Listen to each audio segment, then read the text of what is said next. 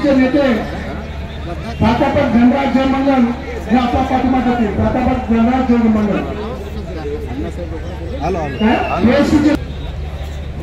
आहो से पत्थर पिघलेगा, इस धोखे में मत रहना।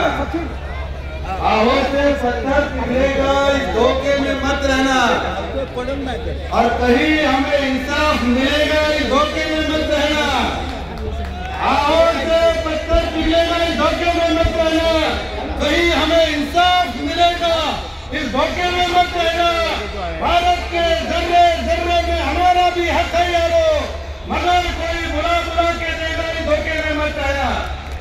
संघर्ष आणि अधिकारासाठी लढाई केल्याशिवाय अधिकार कधी मिळणार नाही, ही प्रेरणा आम्हाला देणारे आमच्या सगळ्या महापुरुषांना वंदन करून आज मुंबईमध्ये महाबोधी बुद्ध विहाराच्या मुक्तीसाठी सर्व पक्षीय नेत्यांनी कार्यकर्त्यांनी सगळ्या बांधवांनी चालू केलेल्या या आंदोलनात उपस्थित असणारे मंचावरील सगळे ज्येष्ठ नेते कार्यकर्ते, समाजाचे सर्व पदाधिकारी नेते आणि समाजातील समाज बांधव बांधवांनो, फक्त हा आमच्या धम्माचा विषय आहे।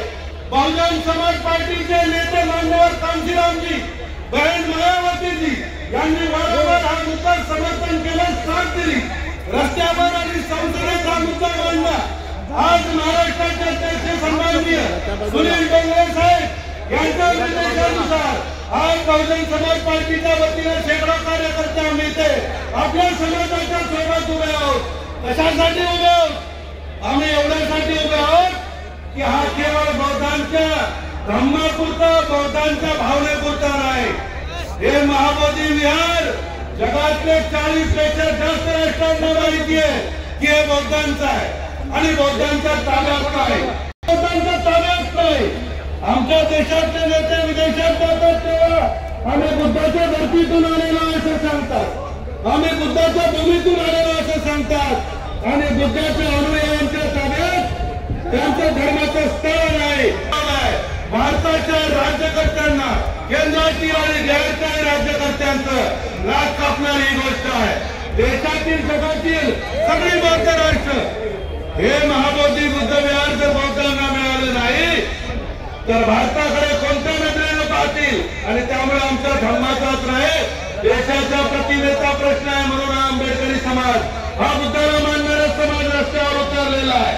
आम्ही फक्त आमच्या पुरता विचार करणारे नाही, आमच्या देशाचाही विचार करणारी माणसं आहोत आणि म्हणून मी बहुजन समाज पार्टीच्या वतीनं आपल्या पक्षाचे समर्थन या आंदोलनाला, या आंदोलनाच्या पुढील टप्प्याला आमच्या महाराष्ट्राच्या